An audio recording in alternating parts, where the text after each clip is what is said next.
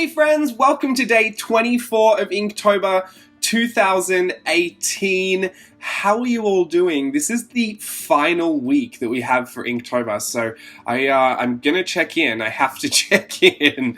It's literally like the last 7 days of the whole challenge, so I want to make sure that you're doing well, that you're gonna power through and give it your best shot. Let me know if there's anything you need to discuss in a voiceover, if there's anything you need to know, if there's any help, any tips that you're looking for. I would love to bring that to you over the next 7 days. So please don't be afraid to ask down below in the comments. Today's prompt is number 24. I wrote a small book for my ladybug friends with oversized, feathered, fine fountain pens. Cute little prompt. Enjoyed it. That's it. And the voiceover's done. Sorry, my brain just turned off for a second there. I can't guarantee that won't happen again, but I have I've gone in with the whole illustration and kind of put together the biggest elements first, and I was kind of debating whether I should have the ladybugs as actual people, but then I thought, I don't know, I just wanted to keep them a bit more simple and have the focus be on that fountain pen and Daisy kind of peeking behind it. This is one of the cuter illustrations of Daisy that I'm really happy with, but I do think I kind of went ham with the background and everything starts to get a little lost. But as far as the Daisy and the pen and the little book, I think that is my favorite part. The ladybugs and the background, they can go rest somewhere quietly. I'm not here for all of that, but I have to tackle the whole prompt. It's just so funny to me that when I put these prompts together, I had such clear visions for some things, and some things I just thought, oh, I hope I get taken with it on the day. And wouldn't you know it, the ones that I thought I'd be really, really happy and excited to do are the ones that I struggled with the most. The ones that I kind of just hoped something would happen for the best, or maybe thought was like a bit risky to put in there, are the ones that I've had the most fun with and like I've just really enjoyed. Like, I'll just straight up tell you this one, the Big Bow sailboat one, I honestly, even when I wrote it, I was not looking forward to doing it, because I'm not, you would think I'd be into things nautical, having worked on ships for a few years, but maybe that just beat it all out of me. I just don't really like nautical themed things. If it's not a mermaid, then I'm fine, thanks. But the whole idea of actually having to draw a boat, and I knew it was a sailboat, it could be really simple. I just wasn't excited to get to it. And then when I did it, honestly, I think it's my favorite piece out of every single one that I've done. It's probably one of the more simple, but I just think the composition really worked. Anyway, I shouldn't talk about that because we're not on that page yet. I should talk about the one that I'm doing. I did want to mention one thing, because this is something that I think I've struggled with through most of Inktober. It's been a blessing and a curse. I've been going straight in with ink, and I've used this Unipin fine liner in 0.005. I think I might be lying though. It's the one that you always see that I'm using. And it's actually almost dead, the actual pen. So it is really, like, I would never just pick up this pen to use, but for Inktober it's been great because I haven't been able to sketch anything out with pencil. So if I've wanted to sketch anything out, all the other pens, even if they were 0.005, if they were actually working and they had a lot of nice ink flow, it would still be a very dark line, even if it was thin. And then you run into the problem with some companies thinking that 0.005 means 0.5. It truly shocks me that they could be different, but whatever. Some companies really struggle with measuring. I shouldn't be so harsh though, because I'm terrible with math. In any case, I was just finding that I had no option to sketch stuff out, and it was really bugging me because there's stuff that I just wasn't confident enough to go into straight away. And then sometimes I just wanted a really soft look. I think with a lot of children's book illustrations, particularly the more textured ones, you don't see a lot of this heavy, bold outlining. It starts to look a little comic booky or a little cartoonish. And I think where I was kind of living in my headspace for the children's books, I needed to go almost lineless with the coloring, but then I had the issues of contrast problems with the grey tones. I know this is all super boring for anyone that doesn't care about this stuff, but I'm kind of into it. And so I just wanted to say, if you've got a pen out there, not that I think you would even have this problem, because let's be real, if you didn't have to, if it wasn't a challenge, just use a pencil, right? Pencil would have solved everything. But for the first time in my life, I think I've been happy to have next to dead pen. But if you, I think if anyone was watching, I didn't not want to let the whole of Inktober go by without recognizing that that pen is nearly dead. But there was a specific purpose for me using that one, and why I wouldn't pick up another one. I even tried a few times to do it with something else, and I needed it to be that dead so it was kind of scratchy and I could, skip a bunch of outlines. I just needed it to be very faint, and that was the only way I felt like I could get it. So, yeah, that's kind of it. I think this is where everything started to fall apart. I mean, not fall apart, but get crazy. But I'm also not going to feel bad about it because, to be honest, when I start to put in a lot of these vines and leaf motifs all through the background, I think it's a great way to fill negative space that you have no idea what to do with. Like, honestly, I think it's probably the best for that. And, well, it's something that I like to do anyway. I think it's effective to fill that space. I don't think it necessarily always looks effective, although, had I done this in a lighter grey, possibly it wouldn't have become so confusing. And I did have to go back in and really saturate, like deepen up those ladybirds because they just kind of got lost in there. But this is actually a very therapeutic thing to do. It's quite monotonous, so maybe not everyone would enjoy it, but I just find it so relaxing. Like, maybe even a problem kind of a relaxing. And I think you can tell that I've really been taken with it this year, and these leaves, these like negative space vines that just fill all these pages, I really need to do that just to kind of tune out and enjoy myself. It's almost like this guilty pleasure that I've been having. So that is why they pop up all the time. I'm not necessarily obsessed with botanicals. I don't draw florals. Like I don't indulge any of those kinds of things. But for whatever reason, I just find it very peaceful and very calming to fill a background with these leaves. I think they look effective sometimes. I think they look better than others. And, sometimes I think there's really no reason. There's no reason or need for me to do it, but I just do it anyway because it just feels good. Is there something like that you do?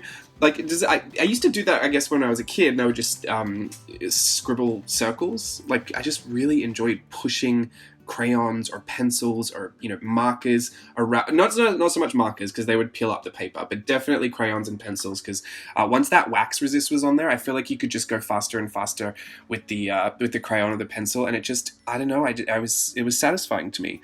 I don't do that anymore as an adult, but I do leaves now. So yeah, is there any motif like that you do that just seems very therapeutic? Asking for a friend, because maybe this will get old. I know what I'm like. I know that I really drive things to the ground. Jokes are like that too. One of my parts of my personality, how did we end up here? Like, this is a random tangent. One of the things I used to know about me, but I'm not sure if it's still true anymore, honestly, because I don't have much of a social life left. I could really find things funny that other people didn't find funny, and then I would really run that joke into the ground. To the point where, if it wasn't even funny to begin with, you would just find it really annoying that I kept going with it. That was something that I think I struggled with through most of my young adult life. And I don't know, possibly I still do. I'm not quite sure. If I do, no one's told me about it recently. But to be fair, I'm usually always working. Thank goodness I enjoy my work, right? Because I just feel like, imagine if I had to spend all this time and effort doing something that I just didn't enjoy doing. I've always kind of been lucky like that in life, that I've done jobs. Well, not all my jobs. I mean, I didn't so much enjoy being a gardener, but you do it, don't you? No, I think most of my jobs, in fact, 99% of the work that I've ever done has been stuff that I really enjoy doing. I really enjoy dancing, and I really enjoy doing arts and crafts. There are always the parts of it that you don't like, but overall, I'm saying, if you had to go overall job satisfaction, those questionnaires they make you fill out when you finish a contract or something, I would always tick 5, 10, whatever the highest one was, 100% satisfied, because I feel like not many people get that lucky. And I won't say it was total luck. Obviously, I didn't just become a dancer because I thought, oh, that'd be fun. It was years and years and years of training, right? I've trained since I was, I'm not going to say 7. I think I started dancing when I was 7. I I didn't start dancing properly until I was about 13 though, so I would say I put a good 5 years of hard work in there. But to be honest, I'd always kind of danced. I've always been into entertainment, and even when I wanted to be a fashion designer, I would put in so much hard work trying to teach myself everything I needed to know. And I think you do that with anything though. It doesn't even seem like hard work. It's that passion that you have for it. And so I really liked that.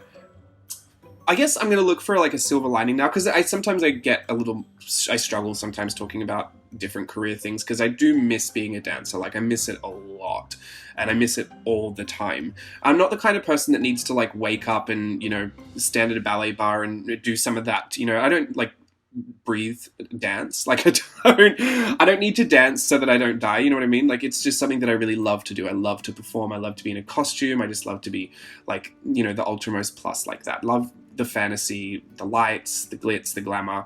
I just kind of get swept up in all of that. But I miss it a lot, and I miss it so much. Sometimes it is a little hard for me to talk a bit about it, but I think what I love the most about any kind of silver lining I got to have from the experience of that like abrupt change in career path was that there was never a point where I stopped appreciating it. I never got to that place where I was complacent about my job. I never got to that place where I started complaining in a way that would, mean that I had to leave. When people get to that place and you kind of like, they kind of realize, oh, it's finished now. This doesn't have the luster that it used to have. This doesn't satisfy me the way that it used to. I used to love this, but now I feel differently about it. I was really, really lucky that, I kind of jumped into a new career path before that ever happened. I don't know if it would have happened, to be honest. Like, I'm not quite sure if that was the journey for me with dance. Maybe it was, and that's why I'm here. But even the same with this, like, it's been a couple of years now. I can't forget that this is not new. Sometimes I still feel like it's all brand spanking new, but this has been like a couple of years working at it and trying new things, and building a YouTube channel for almost 2 years now. Like, it's a lot of hard work, but the luster hasn't worn off. There's no point where I sit down and I'm ungrateful for what I get to do, or how I get to, go about my day, even that I get to choose when I want to wake up in the day, or what is on my schedule for the day.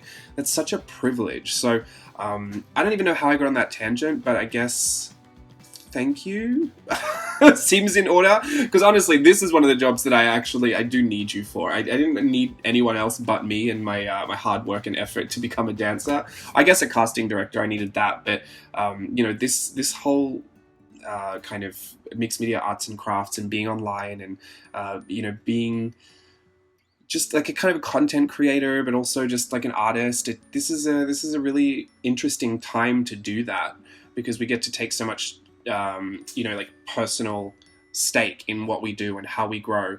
You used to, like, if you wanted to be an artist, you wanted to be any kind of working artist, you used to have representation, and there was even a time when I looked into that.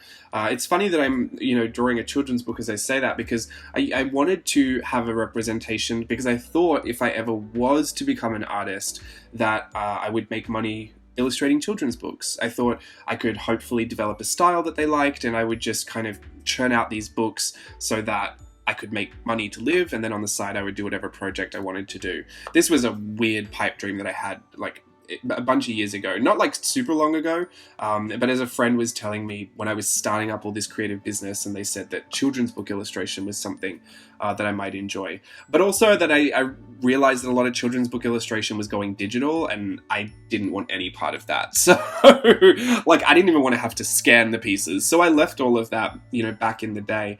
Back at that conversation. But it's so weird now to be at this point. I never could have guessed that we'd be here. I never could have guessed that everything would have unfolded the way it did.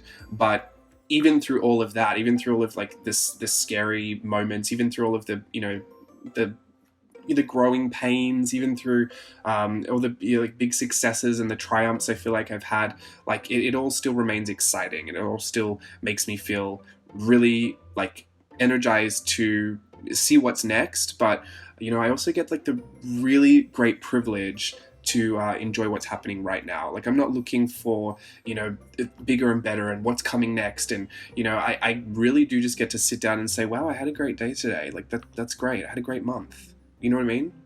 I don't know. Am I getting way too deep today? Okay, I'll get undeep for the Whimsy Ween video. I've got Harajuku Ween coming up this afternoon, so if you want to check that out, I would love for you to watch that. It's basically the opposite prompts that were chosen from Frankenfeeder, and I create that. So check it out. Bye.